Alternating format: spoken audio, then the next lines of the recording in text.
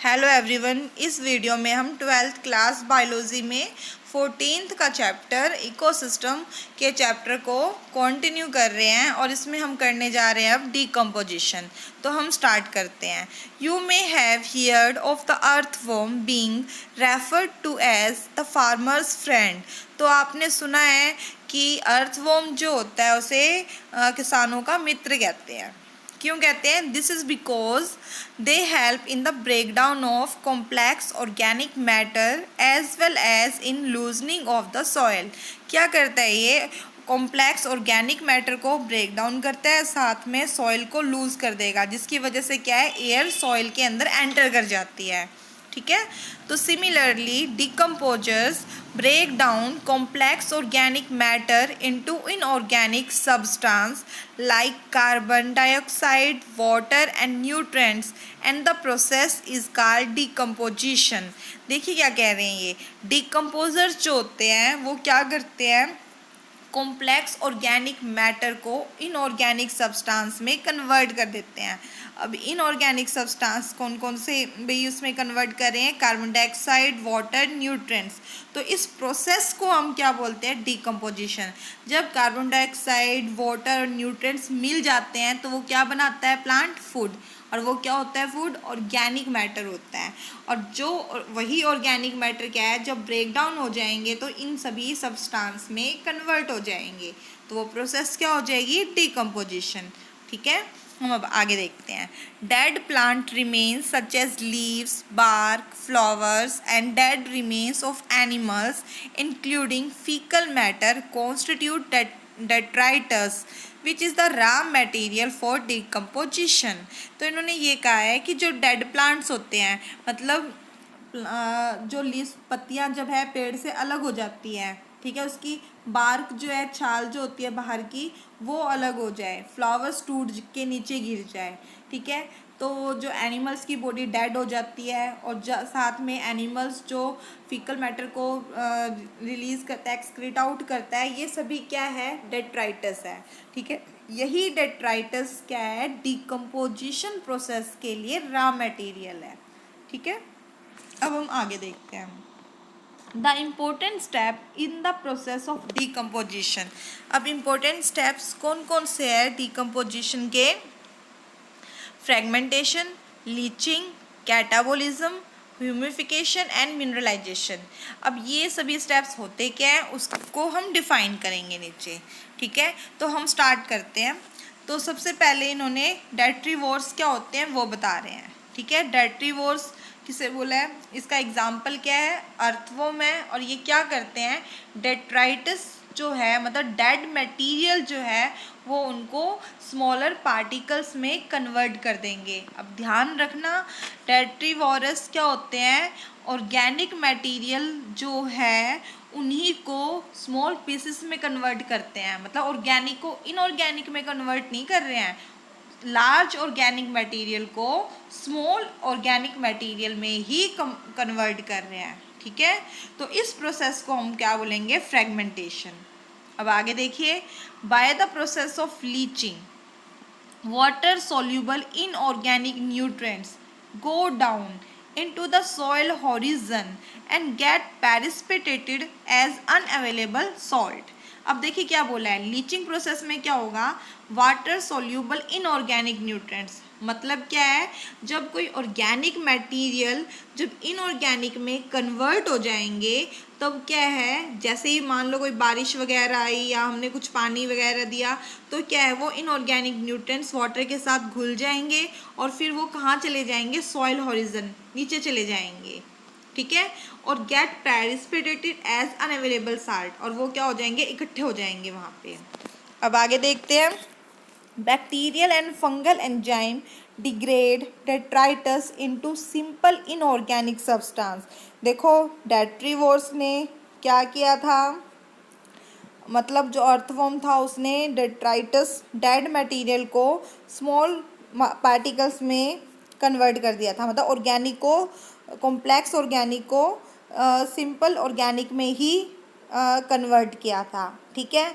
अब जो बैक्टीरिया और फंगल जो है, ठीक है, मतलब जो बैक्टीरिया है, जो फंजाई जो है, वो क्या करेंगे, जो कुछ एंजाइम्स जो होते हैं उनके अंदर, वो डेट्राइटस को, मतलब जो स्मॉल पार्टिकल्स में अर्थवॉर्म ने कन्वर्ट किया था, उनको वो सिंपल इनऑर्गेनिक में कन्वर्ट कर देंगे। ठीक है, तो ये कौन है, डिकम्पोज़र है। आगे बात समझ में। तो डिकम्पोज़र क्या कर रहे हैं, इन ऑर्गेनिक को इनऑर्गेनिक में कन्वर्ट कर रहे हैं। तो इस प्रोसेस को हम क्या बोलेंगे, कैटाबॉलिज्म। आई होप आप इतना समझ गए हो। ठीक है, अब आगे देखते हैं। It is important to note that all the above steps in decomposition operate simultaneously on the detritus. देखिए क्या कह रहे हैं ये, साइमल्टेनियसली ऑन द डेट्राइटस, मतलब डेड ऑर्गेनिक मटेरियल पे साइमल्टेनियस काम कर रहे हैं। ये नहीं है कि एक स्टेप के बाद दूसरा स्टेप होगा, दूसरे के बाद तीसरा होगा, ये सभी के सभी स्टेप्स एक ही टाइम पे हो रहे हैं। ठीक है, कंटिन्यू हो रहे हैं। तो humification and mineralisation sorry humification and mineralisation occur during decomposition in the soil. अब सॉइल में ह्यूमिफिकेशन हो रहा है और मिनरलाइजेशन हो रहा है डिकम्पोजिशन के दौरान। तो ह्यूमिफिकेशन में क्या होता है, ह्यूमस बनेगा। ठीक है, तो देखिए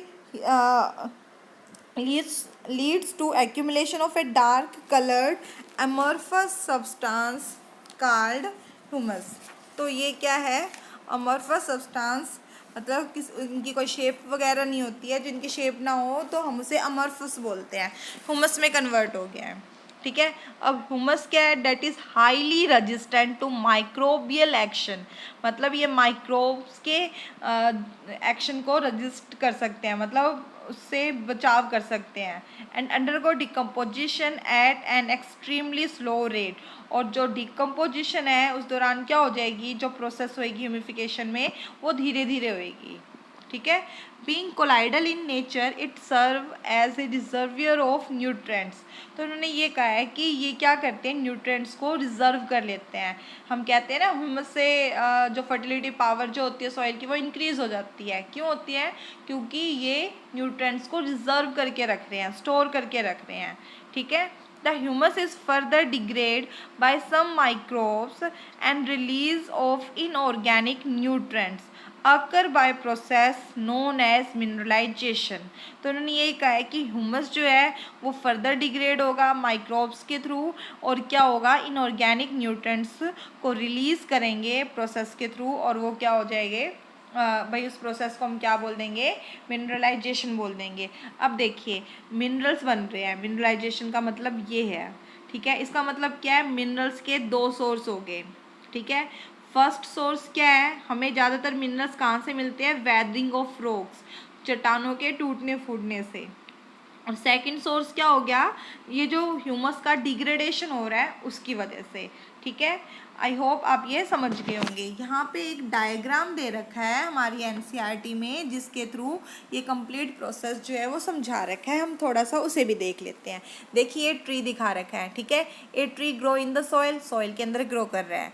अब इस ट्री में से एक पत्ता जो है नीचे गिर गया, तो एक green leaf fall to the ground, गिर गया ये। अब इस पत्ते को ये कैटरपिलर जो है वो खा रहा है, इंसेक्ट जो है वो खा रहा है।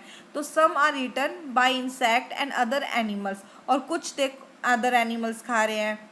ठीक है, यूज़ कर रहे हैं।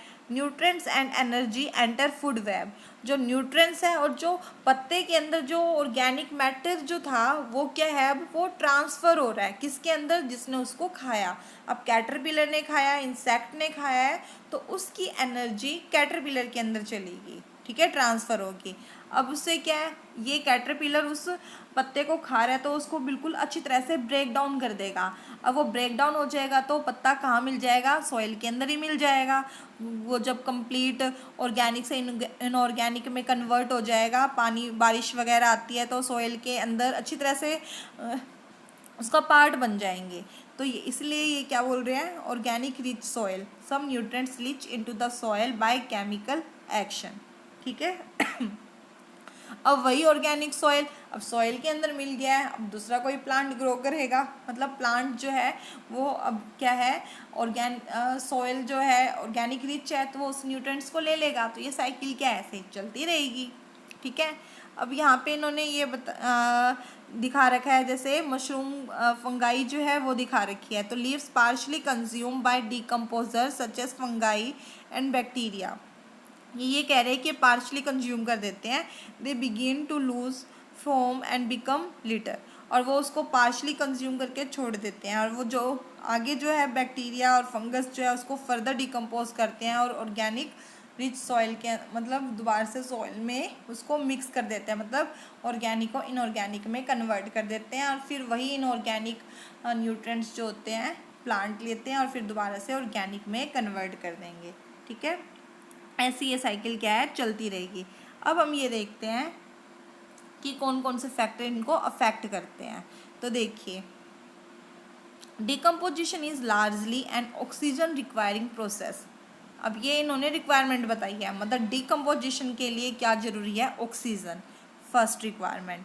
The rate of decomposition is controlled by chemical composition of detritus. दूसरा, डिकम्पोजिशन किस पे डिपेंड कर रहा है, एक तो ऑक्सीजन हो गया, दूसरा किस पे कर रहा है, डेट्राइटस के केमिकल कंपोजिशन में।